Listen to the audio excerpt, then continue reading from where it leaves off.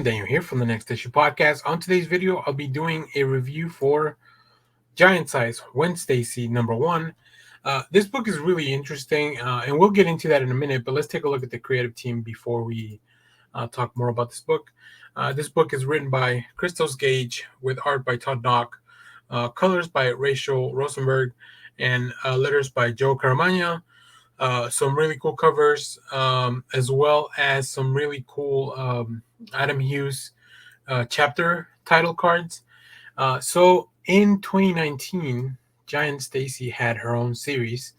Unfortunately, due to the pandemic and all the cancellations that Marvel had to do, the series never ended. They only released, I believe, maybe issues 1 and 2. So what's going on here in this book? This miniseries finally gets an ending. They put it all together, so you get like over 100 pages of Gwen Stacy's story, which I believe is 5 chapters. And this just kind of brings you all this stuff back in one book. So now, what is that book about? Well, let me tell you. Gwen Stacy. This was the first of Gwen Stacy's Amazing Adventures.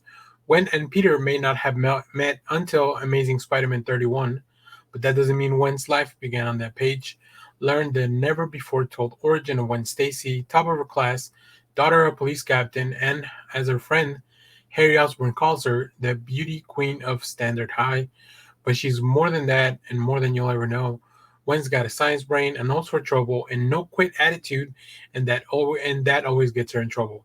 In the early Marvel universe, that is a recipe for disaster. So yeah, this book is definitely a fun throwback. So let me pull up some art because I'm a big fan of Todd Nauck. I think his art really fits a book with this tone. This is supposed to be a fun book. It's a book about high school students and shenanigans. And here you can see, I mean, look at that dork Harry Osborn. As when Stacy's doing her speech, obviously the classmates not really paying attention. So it's kind of cool to focus on Gwen Stacy. We get to see a little bit of there's details all over the place, like the time, the Fantastic Four being out in public, Gwen's mom not being, passed away, and then Gwen kind of taking care of the household, making sure that her dad, the police captain, gets a meal. Really, really fun stuff. We get to meet Gwen's boyfriend before she even met Peter, which is really interesting. I guess you never really think about some of that stuff, but I do like some of the little hints. Like, look at this. This is definitely Peter reading the advanced adhesive. So I thought it was a real neat Easter egg. As they go through the library, Peter's there trying to learn, because we know at this point he is Spider-Man, but he's not really. He hasn't had the moment happen to him, right? That turns him into the Spider-Man that we know. Also, Norman Osborn's around.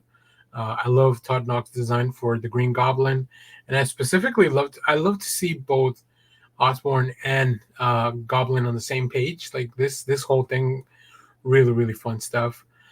So yeah, it was a fun read. It is a $10 book, but you're pretty much getting a trade, if you really think about it. So if you're a fan of Gwen Stacy or Spider-Man or any of these characters, I think you'll have a good time. If you enjoy the creators like Todd Nauck and Christos, Gage, I think they do a very good job bringing that story. It also has a few things in the back, like the Hey Wengers, which is all just kinds of different versions of Gwen as the Avengers, and then it has a few more things. And like I said, really cool chapter pages by Adam Hughes. So it was definitely worth the purchase for me. But I can understand at a $10 for something that you may already have a few issues of, it may not be as worth it. But you guys let me know if you pick it up. Like I said, I enjoyed this story. It was fun, and I like the character of Gwen Stacy, and I like the creative team that's attached to this book. So thanks for watching, everyone. Remember to share, like, subscribe, hit the bell so you know when we go live. That is most Sundays, 10 a.m. Central Standard Time. Stay tuned because we have more comic reviews, trailer reactions, TV recaps, all that fun stuff here in the channel. Thanks for watching, everyone. Bye-bye.